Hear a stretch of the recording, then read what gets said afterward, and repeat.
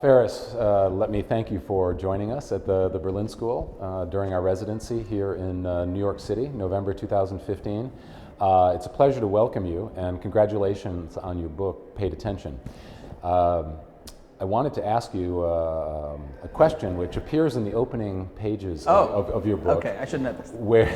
Where you were once called an advertising philosopher. Yeah. And I was wondering if you could say something about that, both in terms of your own position, but also more generally about whether this is a role which advertising needs more of.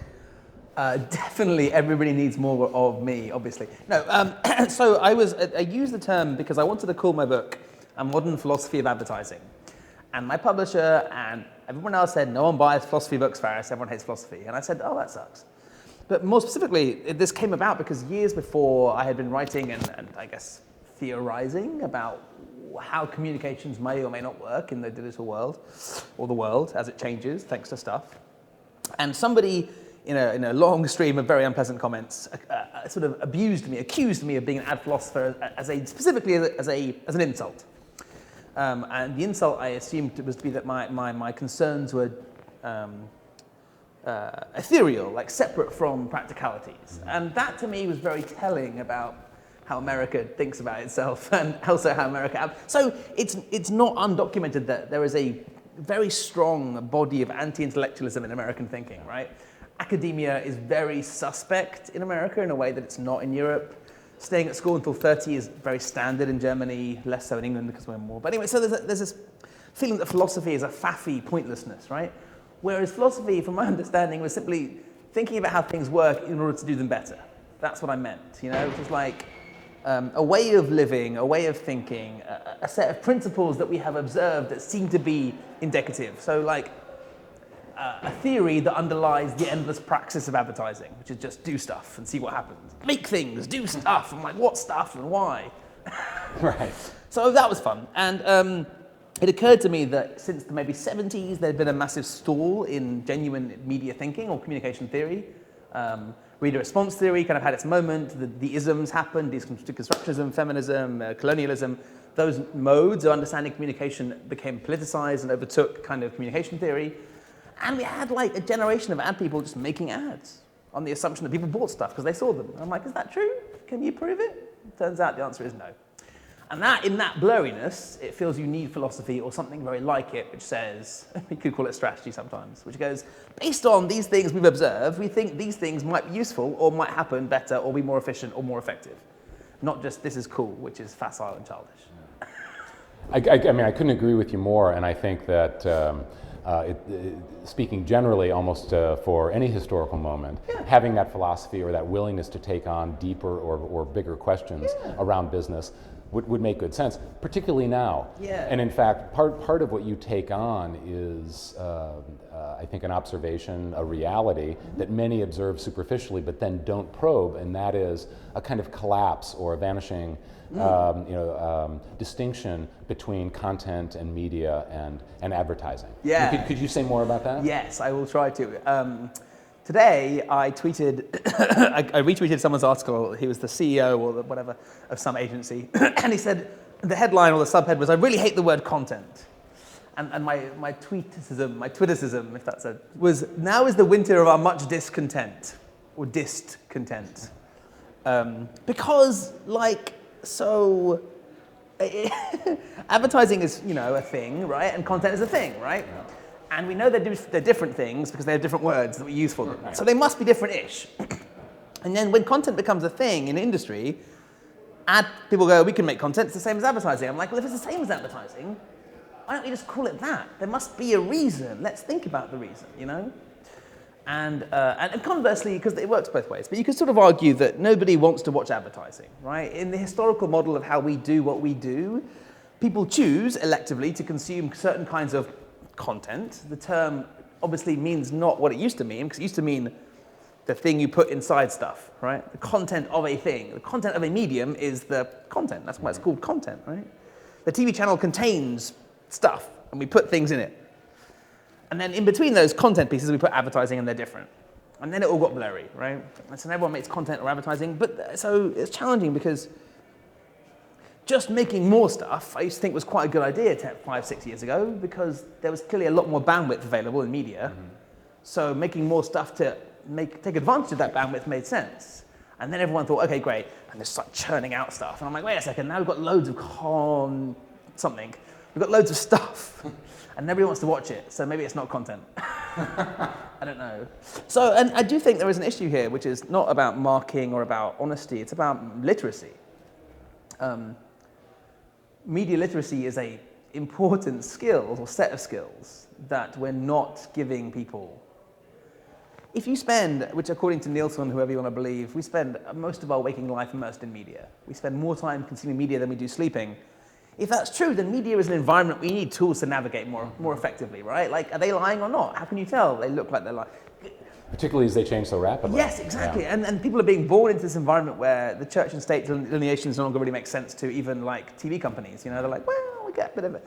What's the famous? Yeah, anyway, doesn't matter who. But so it's challenging because advertising has an objective which is different to the objective of content. You could argue. And then you could say, well, a lot of content, isn't trying to sell you something directly, but it's positioning itself as a point of view, which is trying to establish a certain way of thinking, which leads to better votes, which leads to a better favourable business environment for the owners of the publication, etc. So there's always somebody getting something, right? But I think it's harder for us and agencies now because at a very practical level, people that make certain kinds of cultural units, agencies, creative companies, media companies, brands, governments, are all kind of now immersed in one big, market, if you like. One big market for ideas or attention. Those units, very interestingly for me, you take on and take apart and probe nicely. The other thread through your book that I really admire is that through discussions of behavioral economics or neuroscience, you're also willing to take on what would seem a kind of fundamental question about the great unwashed masses that all of those cultural units are in fact meant to engage. And so the question of, okay, who are those consumers? You have a great line at one point about how marketers have tricked themselves into thinking of people as consumers. Yeah. They're only focused on buying or thinking about buying. Could you say more about maybe your own approach to human nature or to those people? I'm as torn as anybody. I vacillate, I read a really good thing, so there's going to be 2 points of view, 2 sides of it. William Gibson wrote a piece in, I forget which book, Pattern Recognition maybe, about the consumer, and he describes it as this sort of undifferentiated hulking mass on a sofa of many mouths and many orifices, and all it can do is consume and buy, and it's this wonderful, evocative, gross image of this sort of, which is part of it. So once you make the sleight of hand from person to consumer, right, the sleight of hand that he makes, the joke he's making, is that you can take it from a person, which you will recognize because you're a person, to this non-person-like object, which absorbs information, messages, and then buys things because you make it, right? And that's obviously nonsense, but once you make the first sleight of hand, then it's easier to get to that bit, well, so far, right? There's that bit, there's Gibson, right, who's like that idea of the consumer, and he's mocking it. And then there's Penn and Teller. Penn and Teller recently did a thing in the New Yorker, or an interview, whatever, Vanity Fair, I don't know. And they say, I fundamentally do not believe the audience is stupid. The audience are as smart, if not smarter than we are, and they deserve, therefore, our respect. And I love that idea. I want everybody to think that way. I want all of us to, I want it to both be true, which it maybe isn't always true, but I'd like it to be, and like us all to act that way, that would be great. I think that the engagement problem is a measurement problem, basically. I think we got really excited about 10 years ago with the idea that there's a bi-directional media space opening up, right? Which is they can make things, and we can communicate conversations and whatever. And there's endlessly going to be some kind of, utopianism in that idea, right? Because to your point about the consumer's thought, whatever you do all day becomes weirdly important in your brain because a big chunk of your brain's connections and networks and maps are related to the shoes that you sell, or the gum that you sell, or the whatever it is you sell, right? So one of the things that you should do for your clients is remind them that no one else cares about gum or shoes, because no one else cares about gum or shoes, and they never have, right? But you do. Your brain cannot not care about gum or shoes, right? Because your brain is 9 hours a day, 15 years, gum. So gum is important stuff. Gum is life, and everyone cares a lot about gum. So if I make gum-like objects in the world, people will engage with them because gum is so important. You're no. So it's just you. That's the challenge, right? So it's partially just engagement gave us a thing where we could measure stuff, and it measured something that felt real, which wasn't like, and I'll get into measurement a little bit later, but media measurement has always been a little bit, but at least we all agreed that that kind of thing we do together, and then we somehow stopped agreeing and we decided to invent media metrics as much as we wanted to, and they all made different things, so everyone was like, this is all nonsense, isn't it? Well, let me ask you about that more specifically. Maybe bring it down to I think a specific discussion which you have. You offer a rather critical take on market research.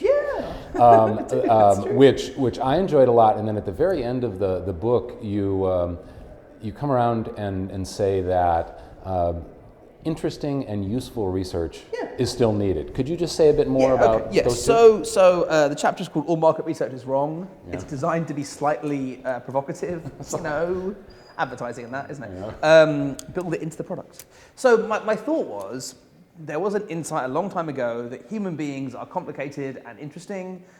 Maybe we should ask them about what they're up to and what they're thinking about, and we'll use that to inform some of the work. That's not a terrible thought, obviously. Then, over 50 years of that, we somehow decided that asking them would be predictive, and that was never true. It was never, ever true. It was never going to be true. Human beings are terrible predictors of their own behavior. They systematically don't do it well, right? How you feel on Sunday evening before you go to bed, and how you feel Monday morning before you snooze your alarm clock before not going to the gym are different, right? But they're still you, but they're different. And so if you ask that version of me and this version of me, you'll get different responses. So we know it's not reliable based on that. And human beings just don't predict their own behavior well at all in lots of situations, right? In fact, never have. So asking people, if I show you a picture of a funny bear, if you're more likely to buy toilet paper than you were before the funny bear photo, is a waste of everybody's time, right? It's just not a good idea. Really good researchers have always known this, but people get lazy and time starved, and they're like, I did some research. There's 12 people thought this bear is good, so the bear is winning. Boom! Whatever. So you end up like predicting things incorrectly because of that stuff. That said, if research isn't predictive in that sense, it's interesting in the sense of you might find a nugget of interestingness in a conversation with a real person who doesn't work in advertising, and it may inform the whole thing. It may open up a whole set of ideas for you, right? But just abnegating responsibility to a bunch of people who don't do what we do and asking them what to do instead seems dumb, basically. Anyway, whatever. You close your book with 17 principles. Yes. Which I must say, someday I would love to host you for a master class just on right, those, yeah, because that'd I be think fun. it's a marvelous list. That said, for 2015, this list seems a timeless one. Super old school, yeah. Well, old school, but also in many cases timeless truths. And I must say, we recently had Keith Reinhardt here. Oh, okay, wow. Who is, I think... He's timeless. He's timeless. But looking over again your principles, they really resonated with some of the things that he said. So just in terms of maybe many of the claims that are made by people in advertising or marketing today about, oh, it's 2015, everything has changed. Yeah. The way we need to look out at people or consumers or content has changed. Do your principles contradict that? Yeah, no, so I mean, that's the idea, I guess. People ask you for advice, and I think advice is, to a point, trapped in time unless it is timeless. So you try and jump above that, you know? So I think human beings change very slowly. I think just like evolution doesn't work that way, basically. We don't evolve fast. I think the idea that post-recession behaviors are a real thing is nonsense, right? Like, oh, it's been a recession. Nobody will buy brands ever again. I'm like, well, that clearly isn't true. We've had recessions before. They went back to buying brands. So we know that didn't happen before, at least, you know? So getting too caught up in the specifics is potentially limiting. I'll talk about this a bit today. If you get too expert in something which goes away, you're kind of screwed, right? Like, we had a whole department of people that made flash banners and stuff, and I'm sure they have jobs somewhere now, but they weren't that useful for us anymore. If you're too specialist, it leaves you open to being disrupted in economic parlance. That said, humans are basically humans, and so internet or not internet, my first principle is be nice. It's not massively challenging as an idea, except that it weirdly is, because everyone's like, that's not a good business thought. I'm like, I think it might be. I think it is, actually. I think being mean... Both internally and externally. Yeah. I mean, I think being mercenary and hard-assed and alpha isn't necessarily the way to go all the time in a world of declining resources and increased collaboration and less room for douchery, basically, hopefully at least. But that said, I do think it's not that having principles is fine and they elevate beyond behaviors usually, but they inform them. At the same time, being open to the fact that change is a thing isn't bad either. And whatever skills we have in a world of flux are needing to be improved upon in some capacity or changed or developed or whatever, I think that's important. But I don't think it's necessarily about knowing how, I don't know, Snapchat or whatever it works at the moment. Because Clay Shirky says, motivation is behavior filtered through opportunity. Or he said it once. And we are interested in the business of behavior, right? We do behavior. We try and create behavioral interventions through media, usually, that make our clients money or makes charities make money, but usually us, our clients make it. So there's usually some kind of behavioral, if there's not, it's a bit weird. And the motivations of human beings are pretty simple. They want to get laid, they want to get fed. If you're a bit hungry, they get hangry, so you get Snickers, work, or whatever. They want to be dry, they want to be respected, they want status, they want Wi-Fi, whatever it is. In whatever order. I mean, there's probably a hierarchy, but I'm not sure it's as simple as that triangle, right? So, if behaviors are the things we think about and motivations are the same, what are we looking at that's different? It's opportunities. That's what's changed, right? The opportunity set available to human beings and companies and agencies is changing. And it behooves us to be aware of that set of opportunities because we analyze opportunities for our clients as agents. So it would be remiss of us not to, wouldn't it? Ultimately. Last question, which I need to ask, sitting here with you, the Berlin School of Creative Leadership, is about leadership at this moment. And in terms of all of the changes that are taking place, in terms of the necessary chaos or at least messiness of great creative work. Can you share a few of your thoughts about what you see as effective creative leadership in the future? 100%, yeah. So there's a couple of examples a couple of references that I use for myself here, right? Because I've seen some of the biggest agencies in the world, some of the biggest marketers in the world, and I've seen leaders and I've seen bosses, and they're not the same thing, you know? And there's this sort of fluffy end of it. It's the fluffy public speaking end of it that I like to do, right? There's the Simon Sinek end of it. I like Simon Sinek a lot. I think he's a very, very good speaker. He has a really good parable that I steal. I saw him speak a few months ago. And it's about leadership, and he's a big leadership kind of, and it's hard for a British person to talk about leadership without sounding really fake, because Americans go, leadership is and I'm like, it just makes us sound weird, because if we express ourselves the way you do, we come across as kind of, it's just not good for us, right? It's just different. Sorry, I'm playing with that thing now. We can't over-represent. We have to ironically kind of self-deprecate, and that's how we put ourselves across. So it's weird for an English person. But anyway, the story is, why are the Marines so incredibly good? Why are the Marines all over the world, in every military force, in every business? Why are they the paragon of organization, of loyalty, of dedication, of all that stuff? And he went, it's really simple. He's talking to a 5-star mega general, whatever, a 10-star general. I don't know who stars generals, like not Michelin guide, I guess. Anyway, but so he talks to the general, and the guy's really simple. In any Marine base, anywhere in the world, go to any Marine base anywhere in the world, go to a mess hall at lunchtime, and look what happens. Officers eat last. The most junior person eats first, all the way down to the most senior. And officers always eat, and it's not a written rule, but it's an unwritten rule codified in the Marines' kind of value system, their culture, which says, as a leader, my job is to get you fed, and I will go hungry if I need to go hungry, right? And obviously they never go hungry because they're the boss and people will bring them food at the end, right? But the gesture of like, A, you're more important than me because I'm keeping you alive, that's my job. And B, I don't want you hungry because you have a gun. Like, hungry people with guns sounds terrible, you know? So it's a good thought, right? And the other side of it is the more practical side, which is, it's a lovely thought. I love that thought. It's great. I've never seen an agency leader eat last ever anywhere in the history of the world, right? If I see that, that'd be great. It'd be amazing. But I don't see it happening. Or not flying first class. Whatever. The other side of it is the book I think probably you should, I'm sure it's on the syllabus somewhere, right? Creativity Inc. by Cat Moore from Pixar. Yeah, right, because that's to me the best 101 of how to run a creative problem I've ever read. It's like, agreed. It's really hard. Here are some things that we did over 20 years that seem to have worked, and it comes from, just the spirit of it is so strong, right? It's like, every creative leader needs to read that book, in my opinion. And then it's just about, it's about opinions and being utterly ruthless with the opinions, but never making it. The big insight for them, I think, was that it's really hard for human beings to take criticism about things they have made up in their head, right? Because it's like a little child you burst out of your brain and you're very protective over it, And they found a way through various processes, tools, cultures to separate ideas from people. And the ideas would be eviscerated every single morning, and people could deal with that because it wasn't about them, and it was about making the work better, right? It's a great story in the book about Inside Out, which just came out, right? Yes. They spent years trying to get it right, and every time it was not right, kill it, it's done. And then every few years it comes back, and finally it came out, and it was great. But it took 15 years of making that good, you know? It's impressive. Well, Faris, thank you for sharing your spirit and your insights, and it's a My absolute pleasure. pleasure to have I'm you. looking forward to it. It'll be fun. Thanks, guys.